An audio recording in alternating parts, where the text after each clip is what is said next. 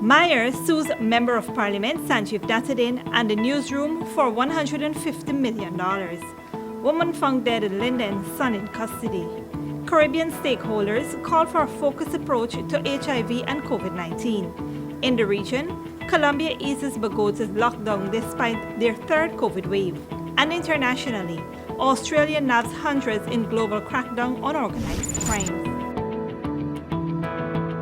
Greetings and welcome to another edition of Channel 2 Headline News Update. I am Bibi Bacchus. Thank you for joining us.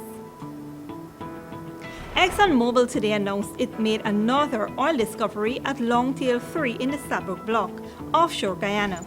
Longtail 3 well is approximately 2 miles south of the Longtail 1 well. It was drilled in more than 6,100 feet of water by the Stena Drillmax. Drilling at the well found 230 feet of high-quality hydrocarbon-bearing reservoirs. Senior Vice President of the Exploration and New Ventures at ExxonMobil, Mark Cousins, said, Longtail 3, combined with other recent discovery at Uara 2, has the potential to increase our resource estimate within the Stabroek blocks.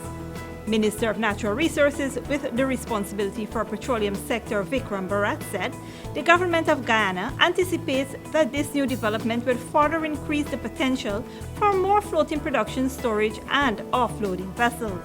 Additionally, this will increase the estimated recoverable resource given by the operator ESSO Exploration and Production Guyana Limited. This is the 20th offshore oil discovery within the Stabroek block. A woman was found dead in her home at Linden. Esther Sobers has that story. Police in Linden has arrested a mentally ill man for the suspected murder of his mother, whose body was discovered at their home on Tuesday afternoon. The dead woman has been identified as 56-year-old Wanda Wilson, also known as Sheila Wilson, who lived with her son Hosea Ajade at Karakara Mackenzie, Linden. An eyewitness reported to the police that he was called to make checks on the deceased and her son. As a result, he proceeded and on arrival, he met with the son and he observed the entire dining area ransacked and furniture and other appliances were scattered. He then suspected that something was wrong and he proceeded to the Mackenzie police station where he reported his observation and the ranks left with him.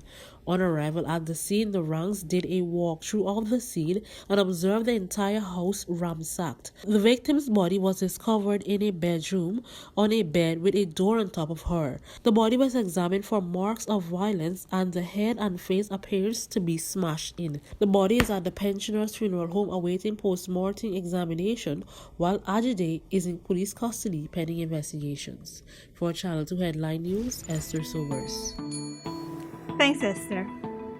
Roxanne Myers, Deputy Chief Elections Officer, has sued the People's Progressive Party Civic, Member of Parliament SANJEEV DATADIN, and the Newsroom Incorporated for $150 million over claims made that during the 2020 general and regional elections, she blocked the court-martials from carrying out their functions. Myers, through her attorney Nigel Hughes, filed a statement of claim on June 1, 2021. In stating the grounds for the application, Hughes explained that during an interview, DATADIN, while at GCOM's command center in Ashmin's Building on March 2, 2020, accused Myers of refusing to allow the court-martials into the building to serve a notice of application. Hughes further stated that the newsroom never put the allegations to Myers or invited her to counter the utterance of DATADIN. He said it was reckless for the defendants to publish such slanderous statements. Myers denies subventing the service of injunctive proceedings or acting ultra-vires in her capacity as Deputy Chief Elections Officer as it relates to the March 2nd elections. Based on those grounds, Myers is claiming damages of $50 million against DATADIN for defamation published during the interview on March 6, 2020 at Hatfield and High Streets on the outskirts of GCOM Command Center. She is also claiming damages of $50 million against DATADIN for defamation in an interview published on the Newsroom online platforms, Facebook, and the Newsroom's website. Myers is also claiming damages of over $50 million against the newsroom for defamation. The DCEO is also seeking a permanent injunction restraining both the newsroom and DATADIN from publishing or causing to be published any means whatsoever, whether electronic or print, the words contained in the interview. Myers also wants the High Court to order the newsroom and DATADIN to issue a retraction and an apology. A mandatory injunction for the permanent removal of the interview is being sought. Stick around, we've got more news for you after the break.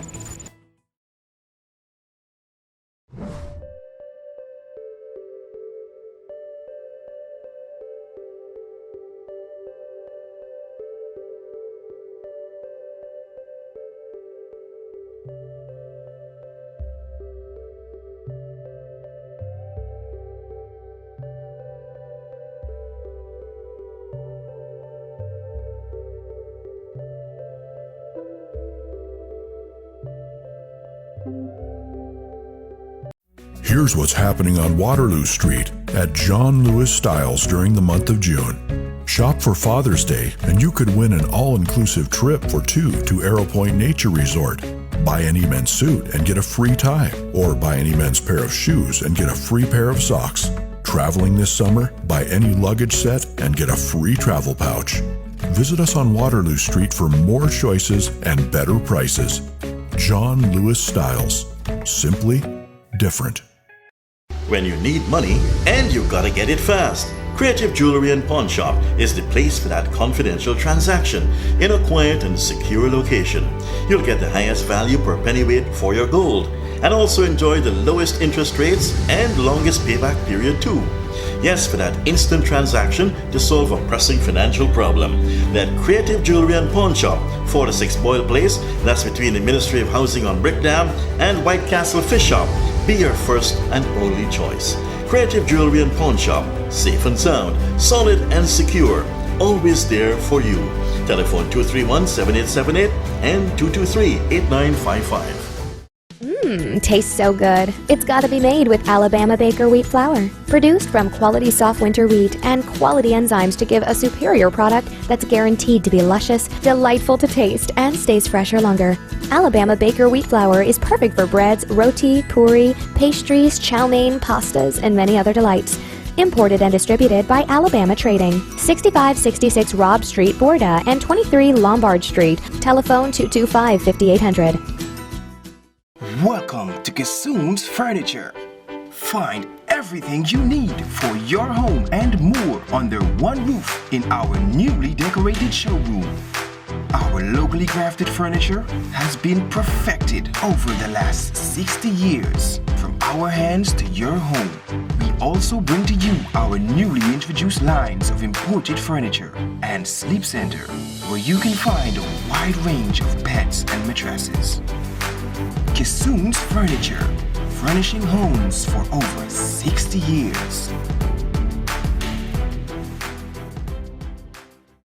Good girl forget things.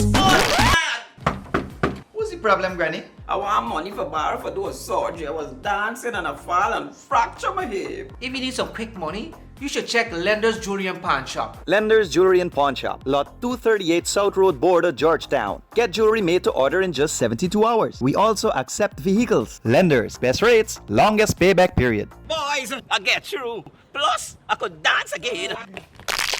Lender's Jewelry and Pawn Shop.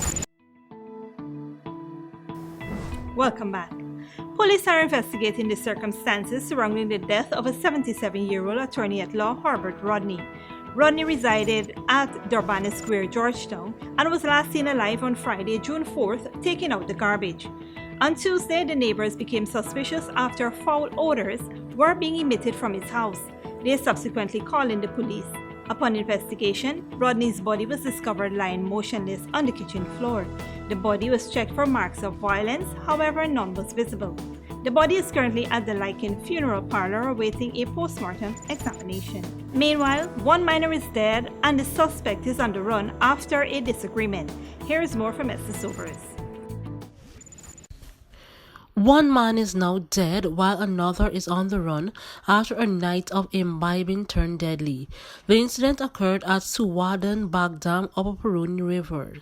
Investigations revealed that around 1:30 a.m., 20-year-old Shamar Drakes, a minor of 3rd Avenue, Bartica, and the suspect were on the Suwada landing consuming alcoholic beverages until they both became intoxicated. A disagreement ensued between the two men. The suspect, who was armed with a sharp instrument, dealt the deceased with a single stab to his lower abdomen, which caused his intestine to protrude. Drakes was able to make it to a food shop, where he related the incident to the proprietor. He subsequently collapsed and became motionless about 100 feet south of her shop on the main access road. His body was examined and a single wound was seen to his lower abdomen. The body was taken to the Bartica Public Hospital. Police are on the hunt for the suspect as investigations continues. For Channel 2 Headline News, Esther Sobers. Thanks, Esther. As the Caribbean strives to end AIDS by 2030, it was noted at a recent United Nations high-level meeting by the Pan-Caribbean Partnership Against AIDS (HIV) Director Rosamond Adams that between 2010 and 2020, AIDS-related deaths in the region fell by half. But to get on track to successfully ending AIDS by 2030, Caribbean countries must step up the pace around preventing, testing, treatment, care, and ending stigma and discrimination. Guyana's Health Minister and Caribbean representative on the UN AIDS Program Coordinating Board, Dr. Frank Anthony, reaffirmed the region's commitment to the HIV response, saying that, quote, government in the region stands ready to do their part in ending AIDS by 2030, end of quote. He pointed to the long-standing challenges in the region, such as, quote, removing the legal obstacles that foster discriminatory practices and prevention sustainability, end of quote. But he also emphasized the new threat posed by COVID-19, noting that finite financial resources had to be reprogrammed to meet these urgent demands. He called for increased vaccine equity and a review of plans to transition countries in the region away from international HIV funding. He further stated, we must use the platform available to us at this time to ensure that we highlight our vulnerabilities to the HIV pandemic and the COVID-19 pandemic. Don't go away. After the break, we have your regional and international news.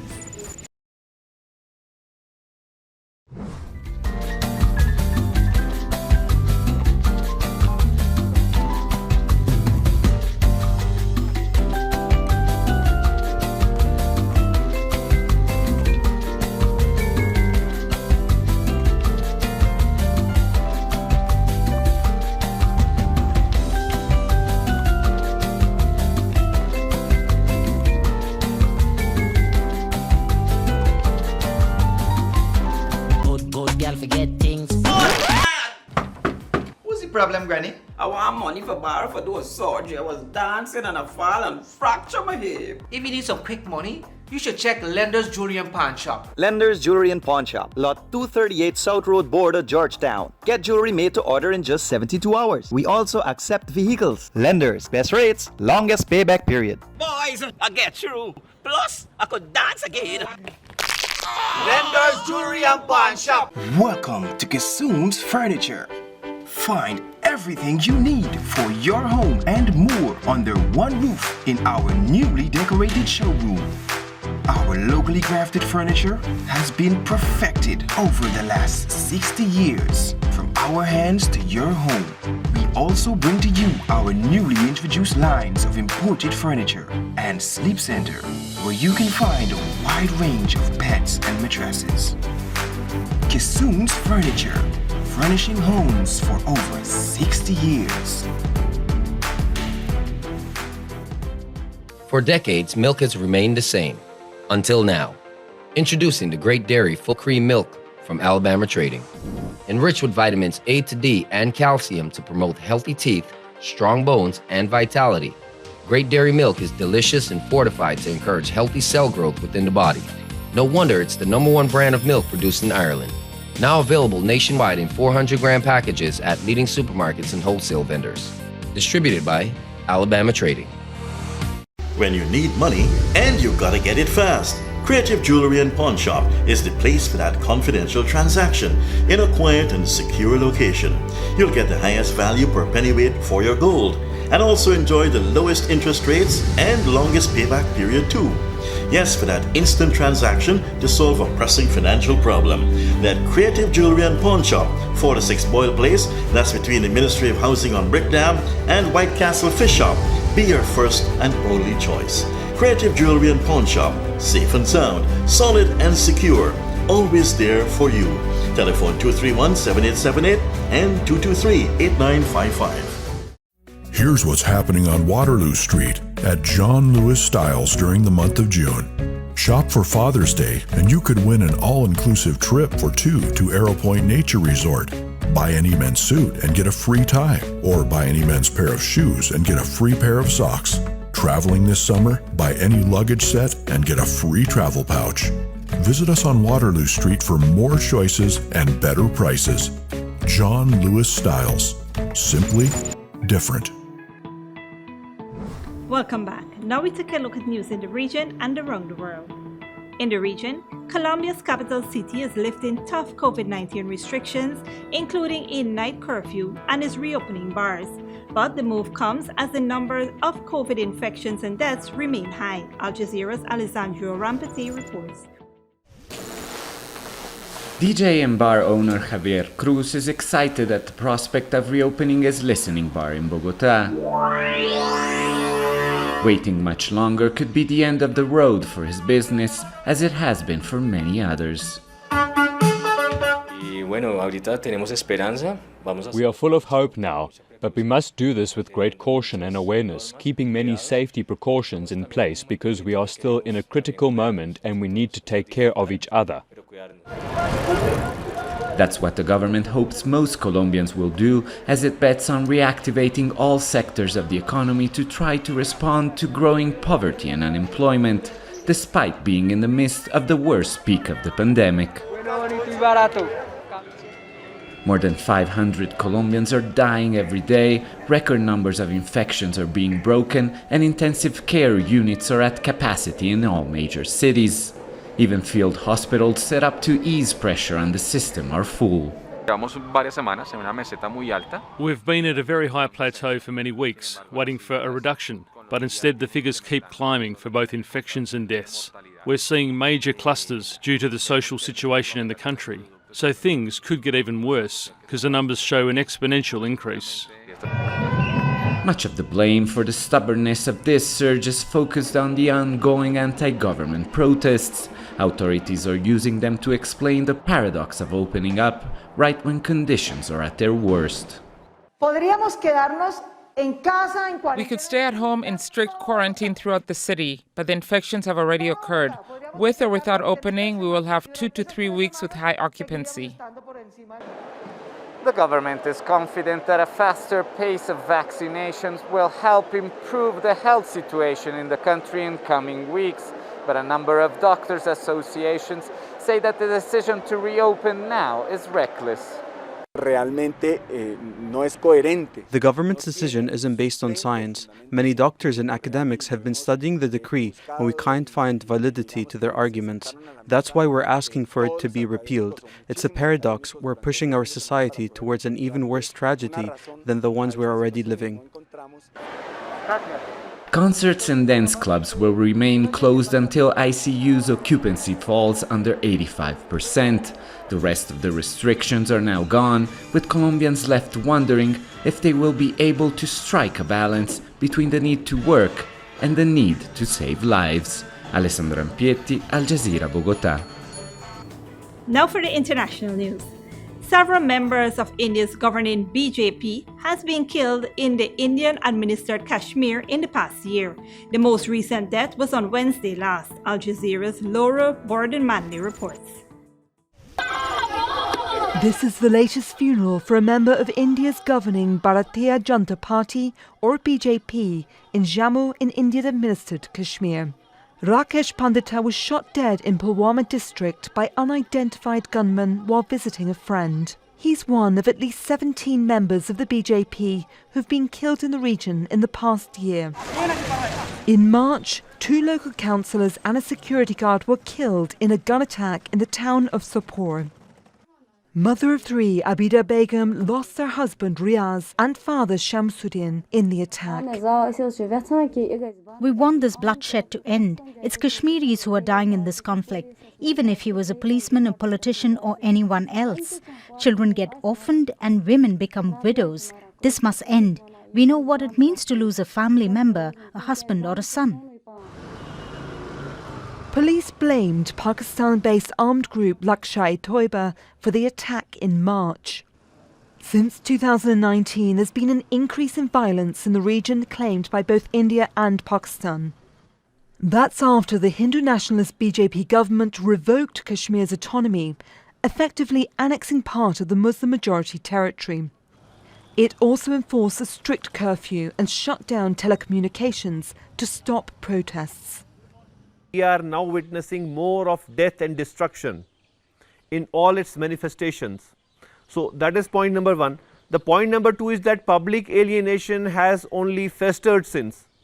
The people of Kashmir and especially the Muslim majority people in Jammu and Kashmir are feeling alienated. The BJP disagrees. It says it's been targeted because it's gained popularity. The militancy is in its last stage, last breath. There's no denying that there's a militancy here, and Pakistan also wants to infiltrate on a daily basis. To show there's presence, the militants are attacking soft targets. Security forces have increased their operations against armed groups.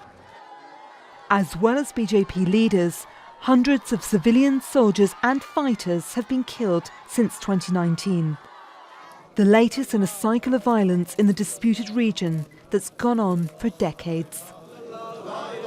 Laura Bowden-Manley, Al Jazeera.